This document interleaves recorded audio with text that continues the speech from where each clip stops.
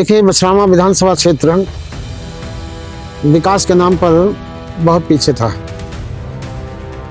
आपने अपने करियर की शुरुआत कहाँ से की? अपने करियर की शुरुआत सामाजिक संगठन के माध्यम से करने का काम किया था। 2012 में लड़ा, बीच में जो गैप था उसमें क्या था? सीट बदल गई थी कि नहीं, सीट नहीं बदल गई थी। राजनीति में तमाम उतार और चढ़ाव आते रहते हैं। सरकार नौजवानों के लिए क्या कर रही है कि मतलब जॉब्स मिल नहीं पा रही उनको? ये पेपर लीक का भी अभी चल रहा है। कुछ माफिया ऐसे हैं जो बच्चों के अरमानों पर पानी फेरने का काम करते हैं। नमस्कार अनफिल्टर्ड देसी टॉक की जनता, स्वागत है आपका हमारे नए एपिसोड में। मैं हूं आपका होस्ट आशुतोष वर्मा। आज हमारे साथ हैं बछरामा के सुप्रसिद्ध विधायक रामलाल अकेला, जो कि पूर्व विधायक हैं। प्रश्नों का सिलसिला चालू करते हैं। आपने 2 बार विधायकी जीती है, तो आपने अपने कार्यकाल में क्या क्या विकास किया है? देखिए, बछरामा विधानसभा क्षेत्र विकास के नाम पर बहुत पीछे था जी। और हमारे विधानसभा क्षेत्र में शिक्षा और विशेषकर तकनीकी शिक्षा का बहुत अभाव था। हमने विधायक बनने के बाद अपने विधानसभा क्षेत्र में सड़कों का जाल बिछाने का काम किया। अपने विधानसभा क्षेत्र में आईटीआई कॉलेज, पॉलिटेक्निक कॉलेज की स्थापना कराने का काम किया।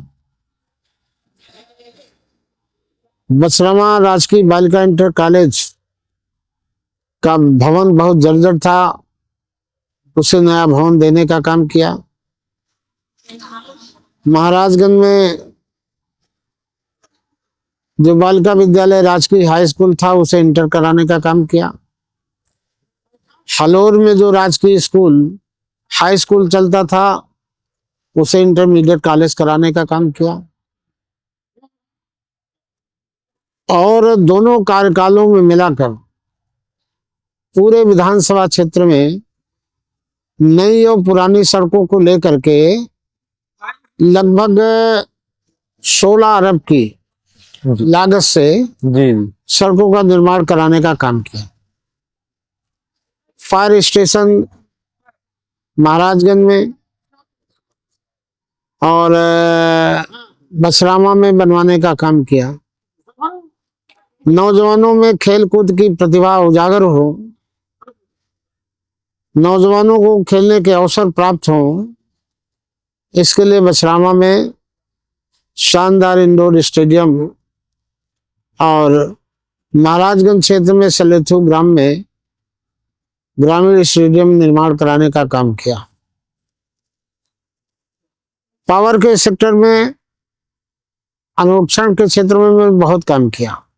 जर्जर तार जो लटका करते थे, उनको केबल में बदलवाने का काम किया। 132 केवीए विद्युत उपकरण बछरामा में कन्नावा की धरती में बनवाने का काम किया। विष्णुपुर ग्राम सभा के नाम से 33 केवीए का विद्युत उपकेंद्र बनवाने का काम किया। ओसा में विद्युत उपकेंद्र बनवाने का काम किया। चंदापुर में विद्युत उपकेंद्र बनवाने का काम किया। जिहवा में विद्युत उपकेंद्र बनवाने का काम किया। इसके अलावा शिवगढ़ विकासखंड के ग्राम पंचायत बिड़ारू में 220 केवी का विद्युत उपकेंद्र अपने विधानसभा क्षेत्र में बनवाने का काम किया। इसके अलावा अनगिनत पुल, ड्रेनों की सफाई, नहरों की सफाई, नहरों की पटरियों को डामरीकृत कराने का काम, ये सारे काम हमने अपने विधानसभा क्षेत्र में 2 कार्य के कार्यकाल में करने का काम किया। और मेरा सदैव प्रयास रहा है कि विकास के नाम पर विधानसभा क्षेत्र बछरामा सर्वोपरि गिना जाए जी। और इसके लिए अनवरत संघर्ष मेरा जारी रहा है और आज भी मेरा संघर्ष जारी है। तो आपने काफी ज्यादा कार्य किया है और काफी अच्छा भी कार्य किया है। तो आपने अपने करियर की शुरुआत कहाँ से की थी मतलब? देखिए, मैंने अपने करियर की शुरुआत सामाजिक संगठन के माध्यम से करने का काम किया था। और शुरुआत में दबे कुचले पिछड़े लोगों के ऊपर जो अन्याय जुल्म अत्याचार होता था, उसके खिलाफ मैंने जंग ऐलान किया और अंबेडकर समाजोत्थान मिशन नामक एक सामाजिक संगठन खड़ा किया। और उस संगठन की जड़ों को हमने गांव के गलियारों तक पहुंचाने का काम किया और उसके माध्यम से बड़े बड़े आंदोलन, बड़ा बड़ा संघर्ष हमने करने का काम किया। बाबा साहब डॉक्टर अंबेडकर के सिद्धांतों से मैं ओतप्रोत हूँ जी। और मैं ये मानता हूँ कि बाबा साहब डॉक्टर अंबेडकर ने संविधान की संरचना करके दबे कुचले महिलाओं, पिछड़ों को जो आगे बढ़ने का अवसर आरक्षण के माध्यम से देने का काम किया, वह दबे कुचले और पिछड़ों में जो परिवर्तन आ रहा है, वही बहुत बड़ा क्रांतिकारी कदम था। जी बिल्कुल। इसलिए हम बाबा साहब अम्बेडकर के सिद्धांतों को मानकर हमने काम शुरुआती दौर पे किया। और यही नहीं, रायबरेली के अंदर चाहे हाथी पार्क हो, चाहे बछरामा हो, चाहे डलमऊ हो, चाहे सरेनी हो, चाहे खीरो हो, तमाम जगह हमने अम्बेडकर स्मारक बनवा करके और वहां पर बाबा साहब डॉक्टर अम्बेडकर की प्रतिमाएं स्थापित कराने का काम किया। बछरामा में भगवान गौतम बुद्ध की प्रतिमा स्थापित कराने का काम किया, शिवगढ़ में। इस तरीके से हमारा जो काम था वो सामाजिक संगठनों से जुड़ करके हमने अपनी गतिविधियों को बढ़ाने का काम किया। और धीरे धीरे बछरावा की जनता का प्यार इतना मिलता गया, इतना मिलता गया कि सारे लोगों ने, हमारे साथियों ने, क्षेत्र की जनता ने हमें 94 में जिला पंचायत के चुनाव में लड़ने के लिए प्रेरित किया और मैं यहाँ से जिला पंचायत का चुनाव लड़ा। और उस दौरान लगभग मुझे याद है कि लगभग 15,000 वोटों से मैं चुनाव जीता था। मेरे आसपास कोई नहीं था। और उसके बाद धीरे धीरे सफर बढ़ता गया, बढ़ता गया, बढ़ता गया। फिर 2002 में मैं विधानसभा का चुनाव, यूं तो इसके पहले भी लड़ा, लेकिन 2002 में मैं इस क्षेत्र से चुनाव लड़ा। और सब जाति धर्म मजहब के लोगों ने जाति धर्म मजहब से ऊपर उठकर हमें अपना स्नेह और प्यार देने का काम किया। और मैं लगभग 29,000 वोटों के अंतर से मैंने इस विधानसभा में पहली बार जीत दर्ज कराने का काम किया। दूसरी बार 2012 में फिर हमने लड़ने का काम किया। 2012 में लड़ा, बीच में जो गैप था उसमें क्या था? सीट बदल गई थी कि? नहीं, सीट नहीं बदल गई थी। राजनीति में तमाम उतार और चढ़ाव आते रहते हैं। जी जी। और उन उतार चढ़ावों के कारण मैं षड्यंत्रों का शिकार हुआ। इसकी वजह से 96 में हमें टिकट नहीं मिला, बंटवारे में सीट चली गई, तो मुझे लड़ने का मौका नहीं मिला। 2002 में फिर 17 में भी हमारी सीट जो है बंटवारे में चली गई। मैं समाजवादी पार्टी में था और कांग्रेस के बंटवारे में एक सीट चली गई, तो 17 में भी हमें लड़ने का मौका नहीं मिला। और 22 में पार्टी के अंदर कुछ ऐसी इंटरनल परिस्थितियां पैदा हुई कि 22 में मैं षड्यंत्रों का शिकार हुआ। और यद्यप भारतीय जनता पार्टी 22 में मुझे टिकट ऑफर कर रही थी, लेकिन किस्मत ने कुछ ऐसा घुमाया कि मैं चुनाव नहीं लड़ा 22 में। और इस तरीके से मैं षड्यंत्रों का शिकार हुआ हूँ। और आज भी जनता का स्नेह, जनता का प्यार रामलाल अकेला के साथ है। और रात दिन अपने क्षेत्र की सेवा करने के अलावा मेरे पास दूसरा काम नहीं। तो अभी आपका फ्यूचर प्लान क्या है आगामी वर्ष के लिए? ये हम तो लगातार तैयारी में हैं और 27 के चुनाव में जनता के आशीर्वाद से फिर चुनाव के मैदान में कूदने का काम करेंगे। और इस क्षेत्र की जनता, हमें भरोसा है कि भारी मतों के अंतर से रामलाल अकेला को अपना आशीर्वाद देने का काम करेगी। तो आपको क्या प्रेरित करता है मतलब काम करने के लिए, कि आप विकास के लिए भी काम करते हैं और युवाओं के लिए भी काम करते हैं? देखिए, मुझे ये प्रेरित करता है कि समाज में जब कहीं अन्याय दिखता है या हमारी राष्ट्रीयता को, भारतीयता को कहीं से आघात पहुंचता है, फिर हमें याद आती है जंग आजादी के दौरान जिन लोगों ने इस माटी की मर्यादा के लिए अपनी जान की बाजी लगाई। तो हम आजाद भारत में पैदा हुए, तो हम लोगों की यह जिम्मेवारी है कि जिन शहीदों ने हमें वतन आजाद दिया, जी कम से कम उनकी कुर्बानी को हम बेकार न जाने दें। बिल्कुल। और वतन की आजादी को, राष्ट्रीयता को मजबूत करने के लिए जितना योगदान हमसे संभव है वो योगदान हमको करना चाहिए। जहाँ तक जब अपने नौजवानों को मैं देखता हूँ कि हमारे नौजवान, हमारे साथी बेरोजगारी के माहौल में घूम रहे हैं, कोई अवसर नहीं है उनके पास अपने जीवन को संवारने के लिए। माँ बाप बड़े अरमानों को लेकर उनको शिक्षा दिलाते हैं, गरीबों के गहने बिछ जाते हैं।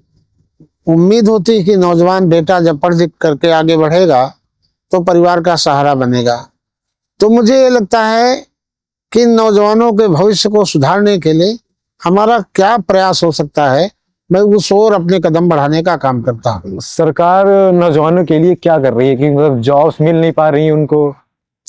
ये पेपर लीक का भी अभी चल रहा है, देखिए, इसमें आप क्या कहना चाहेंगे? नौजवानों को विशेष अवसर प्राप्त हो, इसके लिए वर्तमान सरकार तमाम उद्यमियों को ला करके उत्तर प्रदेश में निवेश कराने का काम कर रही है, तमाम नए नए कारखाने लगाने का काम कर रही है। इसलिए कि जब तमाम नए नए उद्योग लगेंगे तो उनमें हमारे जो नौजवान हैं उनको अवसर प्राप्त होगा रोजगार का। जी खेल के जगत में, एजुकेशन के क्षेत्र में, तो इस तरीके से हमारी सरकार नौजवानों को आगे बढ़ाने के लिए लगातार प्रयास कर रही है।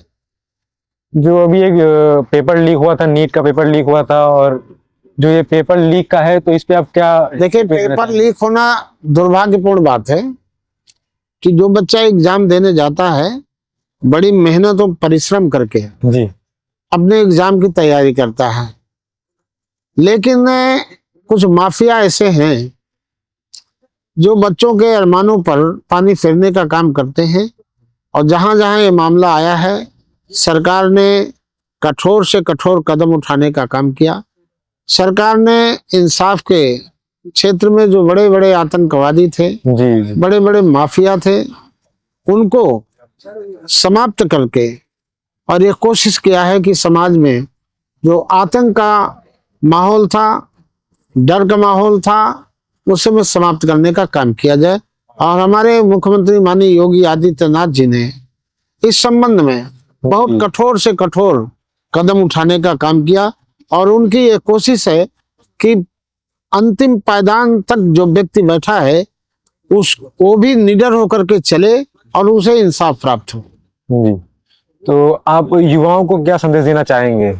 मैं युवाओं को यह संदेश देना चाहता हूं कि युवाओं को सदैव रचनात्मक कार्यों की तरफ अपना ध्यान केंद्रित करना चाहिए।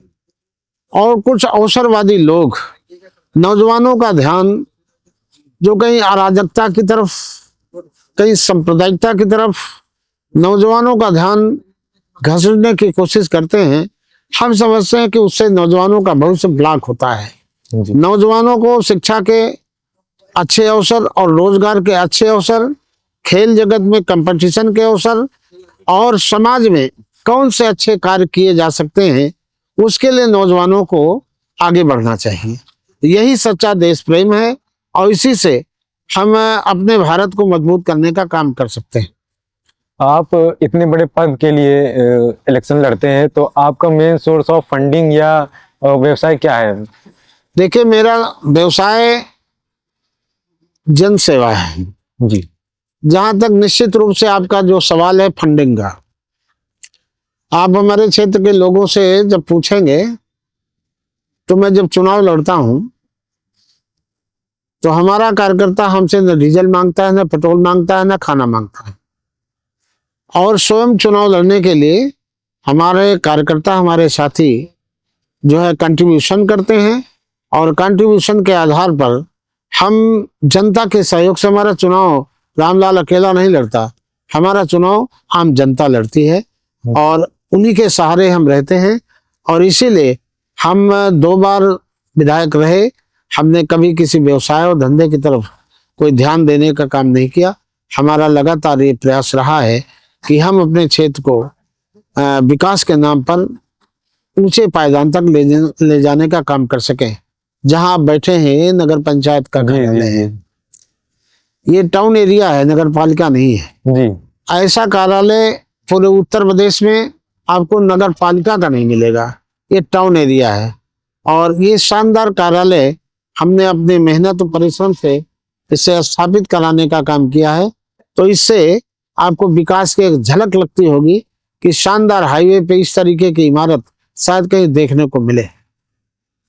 तो आप अपनी ऑडियंस को क्या बोलना चाहेंगे? मैं अपने ऑडियंस को यही बोलना चाहता हूं कि धैर्य और संयम बड़ी संपत्ति होती है। कभी इतना उत्तेजित होकर के कोई ऐसा काम नहीं करना चाहिए जिसमें समाज के किसी वर्ग को ठेस पहुंचे, आघात पहुंचे। और मैं सारे अपने समर्थक, अपने ऑडियंस से ही कहना चाहता हूं कि क्षेत्र में अन्याय न हो, जुल्म न हो और किसी के ऊपर कोई भी अत्याचार करने की कोशिश न करे। हम सबका ध्यान क्षेत्र की मर्यादा सम्मान के लिए, क्षेत्र की संस्कृति के लिए और क्षेत्र के विकास के लिए हम सबको अपना ध्यान केंद्रित करना चाहिए। यही मेरा संदेश अपने क्षेत्र के नौजवानों, किसानों, मजलूमों के लिए है। तो अभी आपका विजन क्या है अगले साल के लिए? नहीं, वो तो मेरा विजन ये है कि मैं लगातार, मैंने आपको बताया कि मैं लगातार क्षेत्र में हूँ, लोगों से जुड़ता हूँ, लोग हमसे जुड़ते हैं और लोगों को जोड़कर चाहे कोई भी विपत्ति आए, कोरोना काल आया, ये आया, इन सब में हम लोग पब्लिक के बीच में रहे। जी। और आज भी लगातार पब्लिक के बीच में रह करके जनता के दुखों को बांटने का काम करते हैं। तो चलिए एपिसोड यहीं समाप्त करते हैं। आपसे बात करके काफी अच्छा लगा। आपके चैनल को मेरी शुभकामनाएं हैं कि आप जनता की आवाज बनकर अपने चैनल को लेकर के चलने का काम करेंगे तो लोग आपसे जुड़ेंगे, टीआरपी भी आपकी बढ़ेगी, आपका भविष्य उज्जवल हो, आपके चैनल का भविष्य उज्जवल हो। ऐसी शुभकामनाएं देते हुए आपको बहुत बहुत धन्यवाद देता हूँ। धन्यवाद।